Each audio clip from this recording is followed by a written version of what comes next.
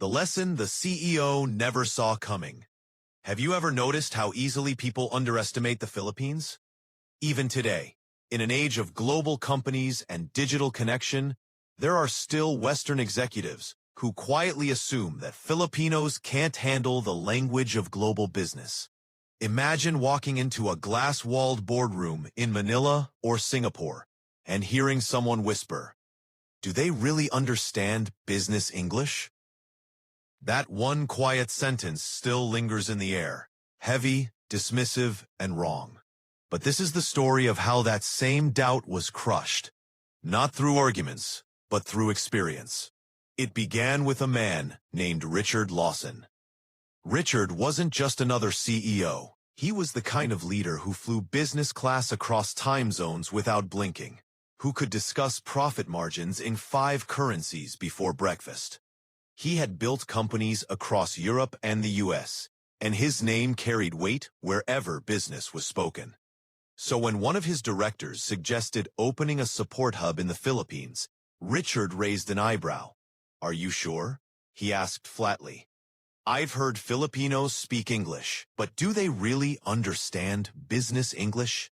The room went quiet. Some nodded in cautious agreement. Others stayed silent, not wanting to challenge him. What Richard didn't know was that this single moment of doubt would take him on a journey that would quietly undo years of assumptions and open his eyes to a kind of intelligence he'd never recognized before. The first shock, Richard's first morning in Manila, surprised him. The city buzzed with warmth. Not the stiff politeness he was used to, but genuine kindness. The hotel staff greeted him with a small bow and a smile that felt personal.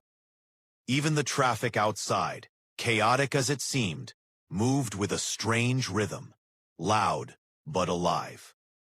Still, Richard was skeptical. He wanted results, not smiles.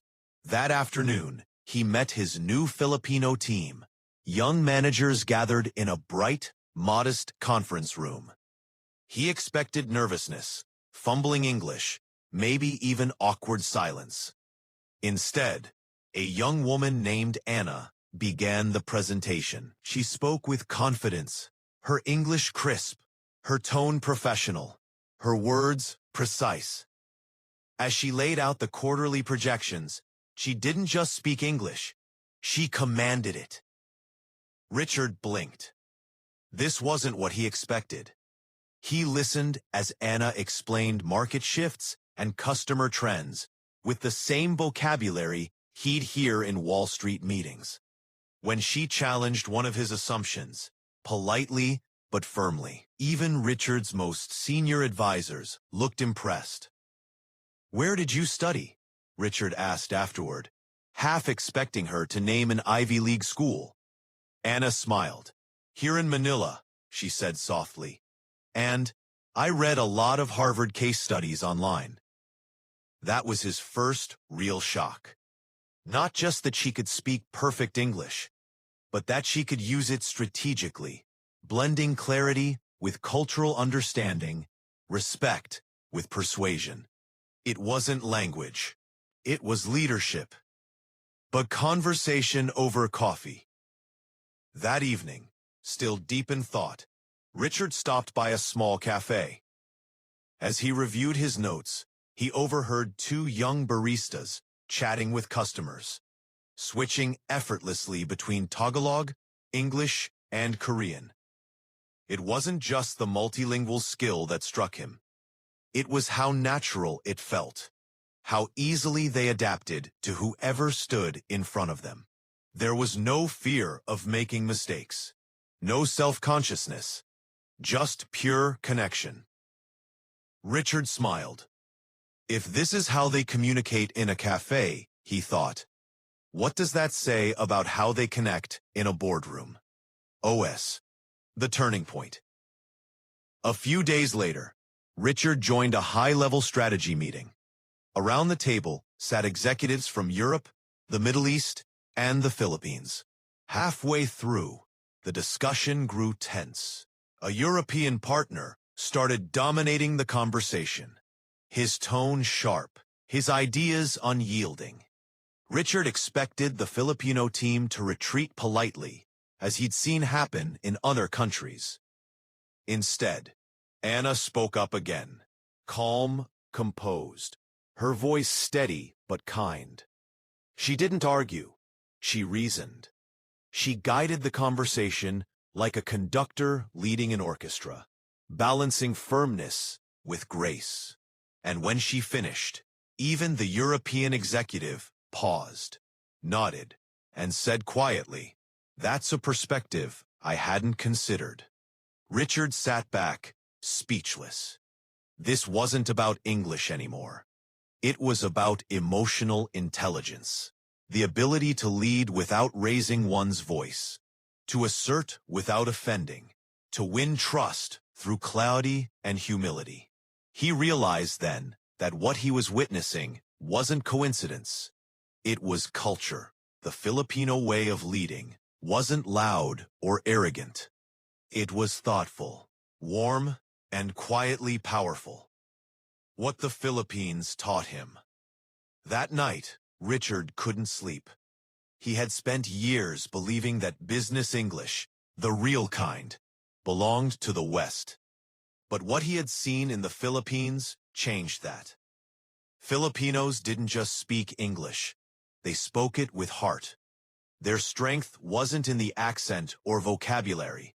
It was in the way they made words mean something.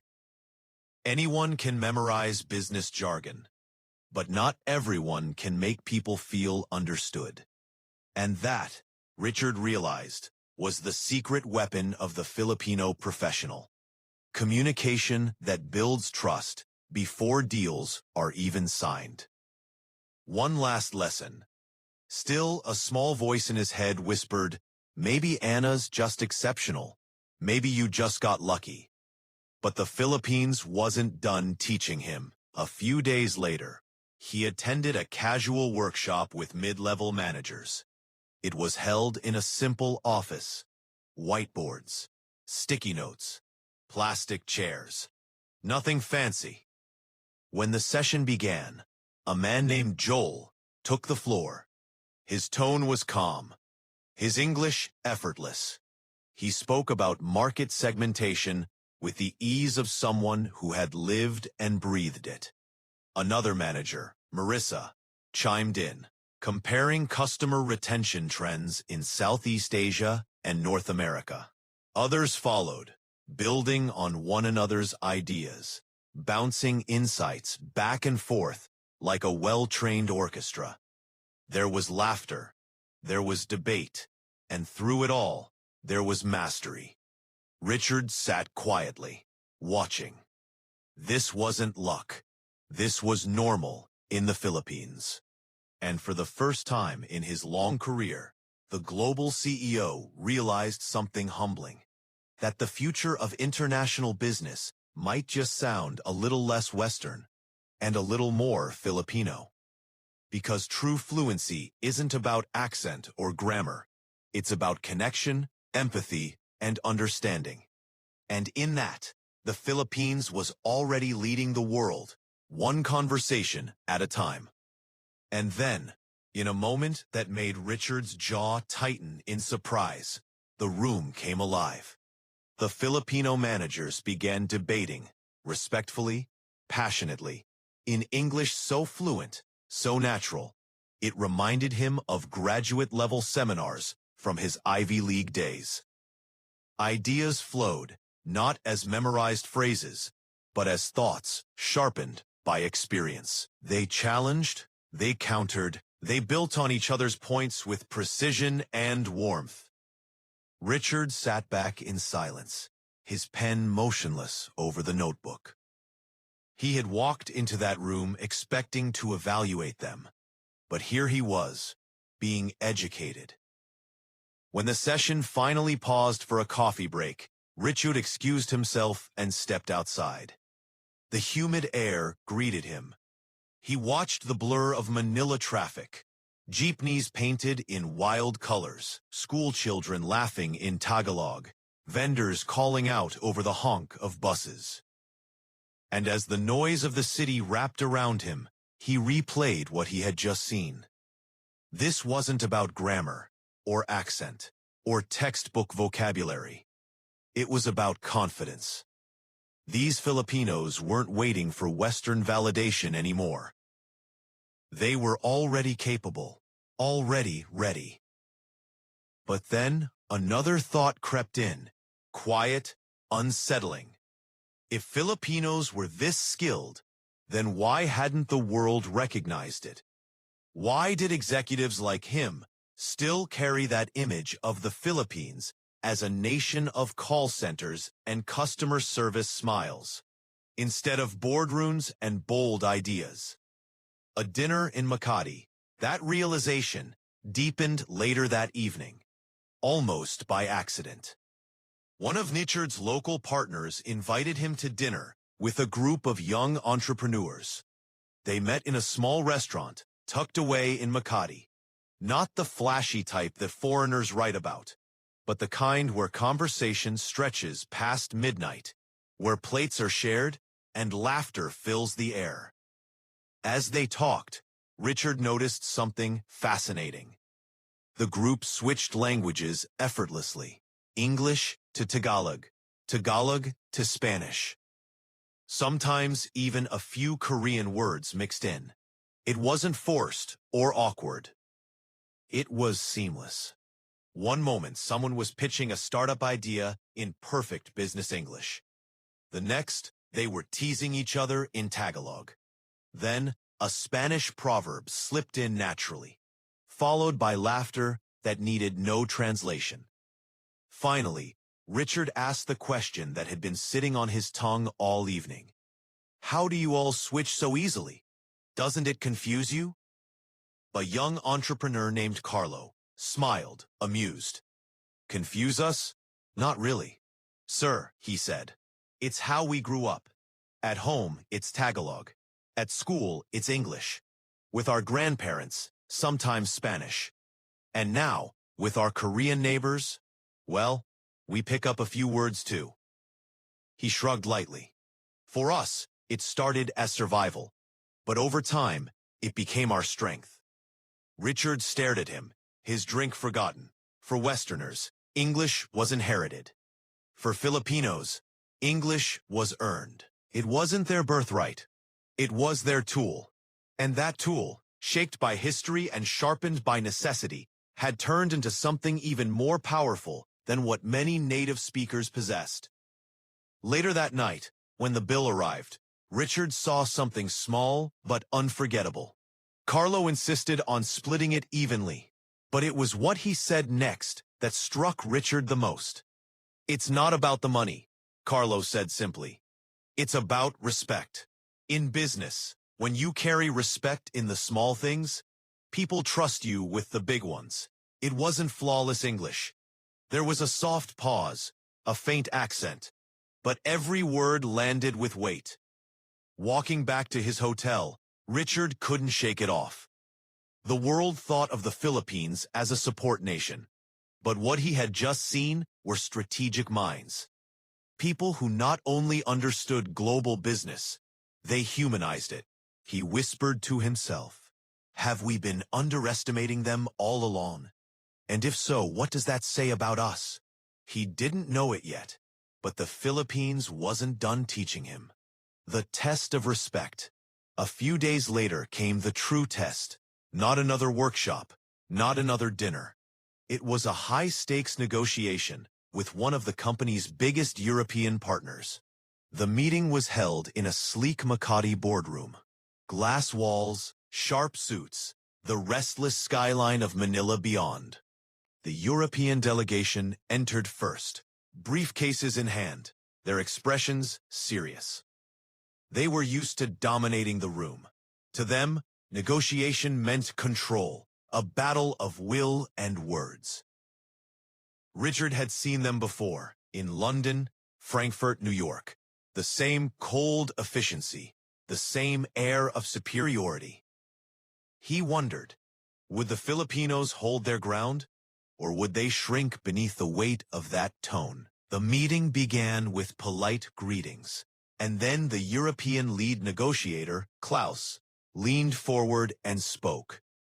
We expect a 30% reduction in service costs if this partnership is to continue, he said bluntly. It wasn't a request, it was an ultimatum. The air tightened. Richard glanced at the Filipino team, half expecting hesitation. But then, Anna, the same young manager who had first surprised him days earlier, sat upright. Her voice was calm, measured. We value this partnership deeply, she began, her tone respectful but steady. But we also believe in sustainability. A reduction of 30% would not only compromise quality, it would weaken the trust we've built together. Klaus smirked. That sounds like an excuse. Anna didn't flinch. She glanced briefly at her colleagues, then continued, this time pulling up data, charts, and examples. She explained how Filipino teams consistently outperformed global benchmarks, how their adaptability had saved clients millions in unseen costs, and how cultural compatibility, something no spreadsheet could quantify, had built relationships stronger than contracts. Her English was flawless, but it wasn't just the language. It was her presence. Each sentence carried conviction. Each pause was deliberate. Then came the moment that made the entire room go still. When Klaus tried to interrupt, Anna smiled politely and said, We respect your position, sir, but may I finish? In Filipino culture, we listen fully before we respond. It's how we make sure we truly understand one another. Silence. Klaus froze. His confident smirk faded slightly. It wasn't defiance that stopped him. It was grace. Grace wrapped in firmness. As the discussion continued, the rest of the Filipino team joined in. Joel broke down the financial impact with crystal clarity, using analogies that even Klaus couldn't dismiss. Marissa added global context, citing case studies that Richard himself hadn't yet read. They spoke not as subordinates, but as equals, thoughtful, composed, professional. By the end of the meeting, Klaus's 30% demand had softened to 10, and even that was framed as a mutual understanding, not a concession. The partnership wasn't weakened, it was strengthened. As everyone rose to shake hands, Richard felt a quiet surge in his chest. It wasn't pride in the numbers, it was pride in the people. He wasn't just impressed, he was humbled. Because what he had witnessed in that room wasn't just business negotiation. It was the art of human connection. And in that art, the Filipinos weren't the students. They were the masters. For years, Richard thought business English was all about power, sharp words, firm handshakes, fast decisions. In his world, success sounded like dominance. But what he saw that day in the Manila boardroom changed everything. The Filipinos at the table spoke the same language, yes, but they spoke it differently. Their words flowed with warmth. Their tone softened the air, disarming pride. Their rhythm didn't compete. It connected. It connected. That evening, sitting alone in his hotel room, Richard couldn't stop thinking about Anna, the calm Filipino manager who had handled a tense negotiation with grace. He remembered her saying, "In Filipino culture, we listen fully before we respond." It struck him then. This wasn't just about English proficiency or polished accents. It was about something deeper, a way of doing business shaped by a nation's soul. Where the West prized speed, Filipinos valued patience. Where others pushed dominance, Filipinos leaned into respect. And where many treated negotiation like combat, Filipinos treated it like collaboration. Richard had spent decades in cutthroat boardrooms, believing that toughness was the only way to win. Yet here he was, learning that true strength could look gentle, that humility could hold power without losing edge. He sent a message to his board back in Europe. The Philippines isn't just a hub, it's an asset. You'll understand soon. He didn't realize that this was only the beginning. Days later, his meetings were over. On a quiet Sunday morning, he decided to wander the streets of Manila instead of staying in his hotel. He passed vendors selling mangoes, children playing barefoot basketball, and families laughing after church. The city pulsed with life, unhurried, genuine, human. Then he saw it, a small outdoor chapel shaded by a tree. A group of Filipinos stood there singing hymns in English. Their voices were soft yet strong, harmonies that carried faith, not formality. Richard stopped. He didn't understand every word, but he felt it. That was when it hit him. For Filipinos, English wasn't just for business or school. It had become a vessel for faith, for family, for connection. They had taken a colonial language and reshaped it, filled it with their own heart, their own identity. An elderly man beside him smiled and said, "You're not from here, are you?" "No," Richard replied, "but the singing, it's beautiful." The man nodded. In our country, English helps us connect to the world and to each other. But the heart behind it, that's always Filipino. Those words stayed with Richard. He had built his career separating logic from emotion, strategy from sincerity. Yet here was a culture blending them effortlessly, and succeeding because of it. He finally understood why their business English had moved him so deeply. It wasn't about accent or grammar. It was about heart. That evening, Anna invited him to dinner with her family. At first, he hesitated. CEOs didn't usually visit employees' homes, but something inside him said yes. Their home was simple, but the warmth was overwhelming. Children laughed as they ran past him. Anna's mother insisted he eat more long before he'd finished his plate. Conversation flowed, light jokes, honest stories, and laughter that filled the air. Richard noticed how naturally their English shifted, from humor to emotion, from stories to prayers. Always sincere, never forced. At one point, Anna's father leaned in and asked, "So tell me, Richard, what do people abroad think about Filipinos?" Richard hesitated. Then he smiled softly. "They said Filipinos don't understand business English. I used to believe that too, until I came here." The room grew quiet. "In Manila," he continued, "I met managers who didn't just speak business English. They lived it. They used it not as a weapon to dominate, but as a bridge to connect. They debated fiercely, but always with respect. They built trust instead of fear. And that's something we in the West often forget. Business isn't about crushing the other side. It's about earning trust." You could hear a pin drop. Then came quiet nods. Eyes glistened. Richard went on, his voice stronger now. "The world has underestimated the Philippines for too long. We label you as support workers, assistants, call center voices. But you are more than that. You are leaders. You are strategists. You are builders of trust in a world starving for it." He paused. "Fluency isn't what makes you extraordinary. Many nations have that.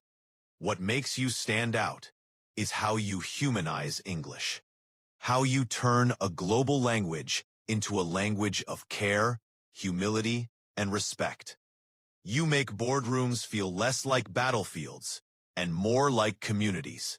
That is the future of leadership. Later that night, as the summit ended, another CEO pulled Richard aside. "I've been considering opening a hub in Asia," he said.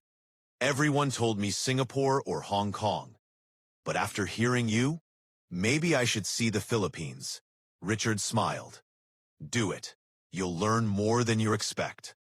When he returned to his hotel, he opened his notebook. On one page, he had once written, "Filipinos don't just speak business English. They speak the language of trust." He underlined it twice. Then he added a new line. "And in a world of noise, that trust is their power." He thought back to Anna in the boardroom, to the hymn under the tree, to the dinner table laughter. Each moment carried the same truth, that their English held not just clarity, but care. Not just intelligence, but integrity. And in that realization, he found something the business world had long forgotten. That language, when used with heart, can change everything. So I ask you now, how many times have we believed the lie that fluency equals superiority? That success belongs to those who speak the loudest or the fastest? The Philippines has proven something far more powerful. That true communication isn't about perfect grammar or polished accents. It's about presence. It's about respect. It's about reminding one another that even in rooms filled with profit margins and projections, we are still human beings searching for trust. Richard's journey isn't just his story. It's an invitation for the world to see the Philippines differently. Not as a service nation, but as a nation of leaders. Not as background voices, but as voices that can lead conversations forward. Because the truth is undeniable now. They said Filipinos don't understand business English until global CEOs hired them. And then the world learned that Filipinos speak something far greater. They speak the language of the heart.